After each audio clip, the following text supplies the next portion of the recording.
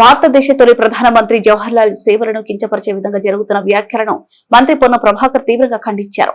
స్వాతంత్ర్యం వచ్చిన సమయంలో దేశం తీవ్రమైన ఆహార కొరత, నిరుద్యోగం, పారిశ్రామిక వెనుకబాటు, మౌలిక వసతులు లేమితో ఎన్నో సవాళ్లు ఎదుర్కొంటున్నదని గుర్తు చేశారు. అలాంటి పరిస్థితుల నుంచి భారతదేశాన్ని స్వలంబన దిశగా నడిపించి వ్యవసాయం, పరిశ్రమలు, విద్య, శాస్త్ర సాంకేతిక రంగాలకు బలమైన పునాదులు వేసిన నాయకుడు జవహర్లాల్ నెహ్రూ అని పేర్కొన్నారు. నెహ్రూ దూరదృష్టితో అమలు చేసిన పంచవర్ష ప్రణాళికలు, భారీ సాగునీటి ప్రాజెక్టు, ప్రభుత్వ రంగ పరిశ్రమలు, ఉన్నత విద్యా సంస్థలు నేటి భారత అభివృద్ధికి మూల స్తంభాలుగా నిలిచాయని అన్నారు. ఈ రోజు నరేంద్ర మోడీ గారి పరిపాలన నెహ్రూ గారు పరిపాలించిన దానికంటే ఎక్కువ కావచ్చు, అభినందనలు.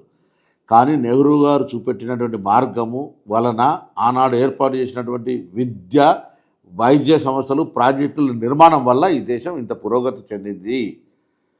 కట్టిన బంగ్లాకు మీరు రంగులు వేయచ్చు, డివియేషన్స్ చేయొచ్చు, కానీ మీ మీద గొప్ప చేసినామని చెప్పుకునేటువంటి ప్రయత్నం జరుగుతుంది. అందులో మళ్ళీ నెహ్రూ గారిని అవమానపరిచే విధంగా మాట్లాడుతున్నటువంటి పురంధేశ్వరి ఇతర బీజేపీ నాయకులకు జాగ్రత్త అని చెప్తాను. ఎందుకంటే భారతదేశ నిర్మాణానికి సంబంధించి ఒక ముందు చూపు కలిగినటువంటి వ్యక్తి జవహర్లాల్ నెహ్రూ గారు.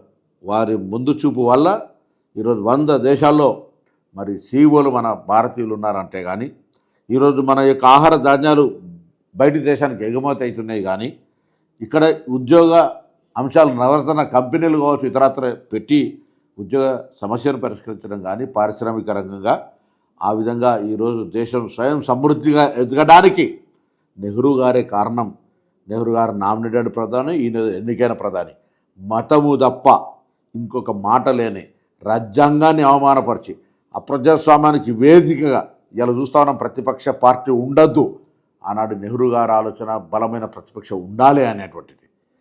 మీరేమో ప్రతిపక్షము ఉండొద్దు అనే నియంతృత్వ వైఖరికి తేడా స్పష్టంగా కనబడుతోంది. రాష్ట్రాల్లో ఉన్నటువంటి ప్రాంతీయ పార్టీలు లేదా ఇతర పార్టీలను ఏ విధంగా మీరు మింగేస్తూ ఉన్నారో మీ మిత్రపక్షాలతో సహా అనేక సంఘటనల నిదర్శనం. కాబట్టి మీరు నీతి చెప్పి ఈ దేశంలో ఏదో పెద్ద గొప్ప చేస్తున్నాం అనుకుంటే పొరపాటు. ఈరోజు నెహ్రూ గారి పరిపాలన యొక్క బీజాలే ఈ దేశ అభివృద్ధికి సంబంధించినటువంటి కారణాలు అనే మాటను మరొక్కసారి తెలియజేస్తూ, నెహ్రూ గారు లేని చరిత్ర భారతదేశ చరిత్ర కాదు. ఈరోజు నరేంద్ర మోడీ గారిని ప్రశంసించుకోండి, కానీ ఇంకోరిని చరిత్రను అవమానపరిచేటువంటి విధంగా బీజేపీ మాట్లాడొద్దని కోరుతా ఉన్నాను.